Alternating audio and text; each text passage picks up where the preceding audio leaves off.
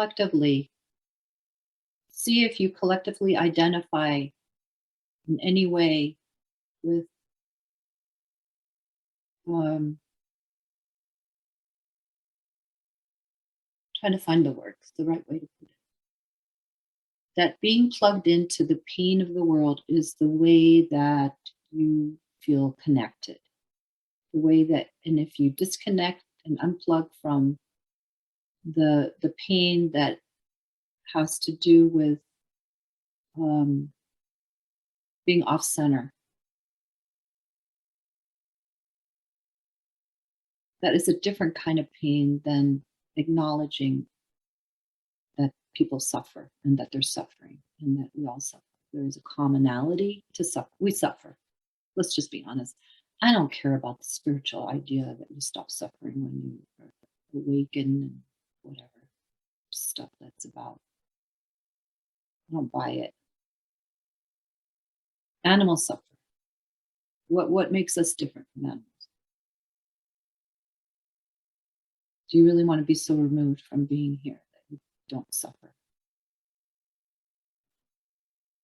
That there's just a type of suffering that we can wake up from, and that is giving away our center for something that doesn't even exist, which is a belief of separateness. It's like when we die, that does not go with us. That is just doesn't even compost. It doesn't go anywhere.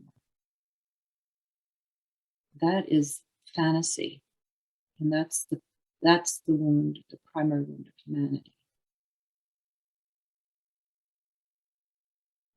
So try not to see if you can wake yourself up to where you're plugged into that piece of humanity. That you somehow have to be off center to be connected and not abandon humanity. It's strange, these belief systems that we hold. I know because I went through it. I remember there was this moment, like this little parting ways moment where the awakening was asking me to let go of that, let go of my allegiance to suffering.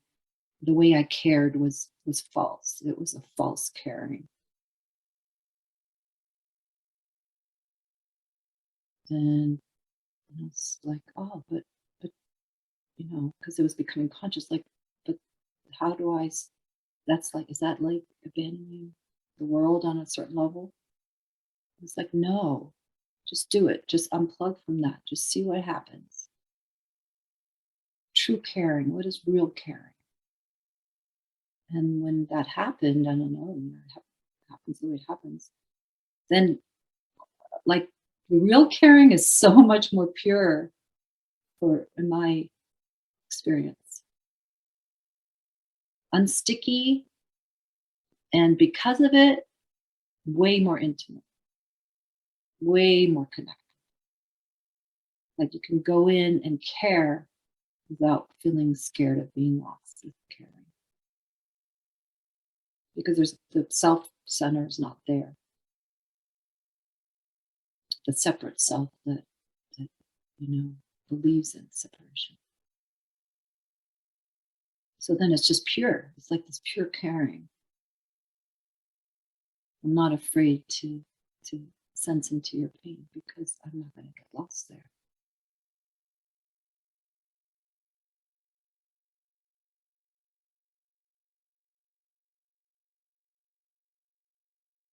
Because center is not abandoned.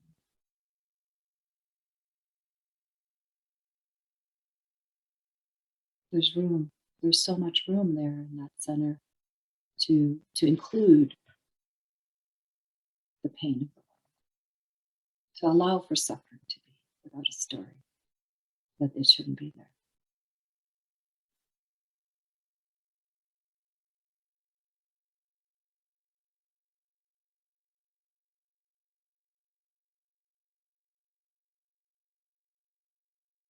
Right? So as long as separation is the main story happening, there's going to be this kind of pain that exists for humanity. But you be true to you. And you'll see that you don't end up feeling disconnected. There's just understanding that three-quarters of the pain that exists is created from this pain of separation. And the last quarter just is. Trees fall down and crush an animal too. Whatever. You know what I mean? They break their leg. They're suffering.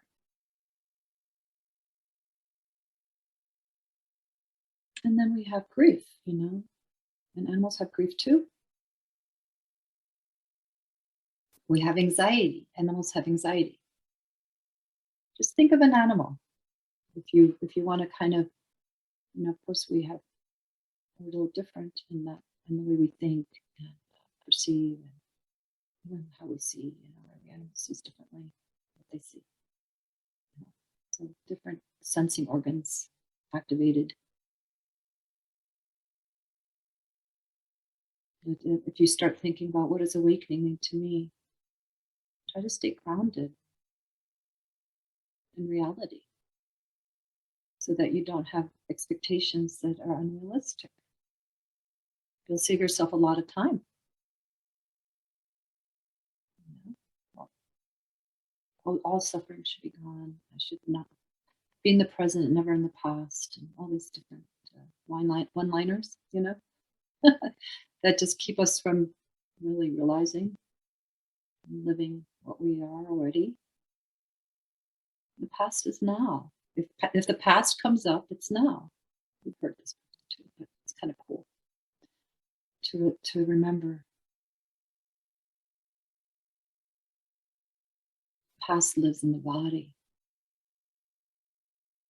I mean, again, I'll bring up about animals like a dog, for instance, they have memory, they one of the family dog here, he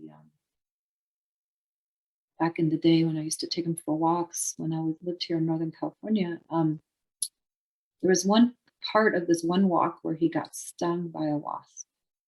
And so every time after that, we would be passing that part of the path and he'd get all anxious. Like, whoa, like just like ready for what's coming. And it was just that sting, it was in there.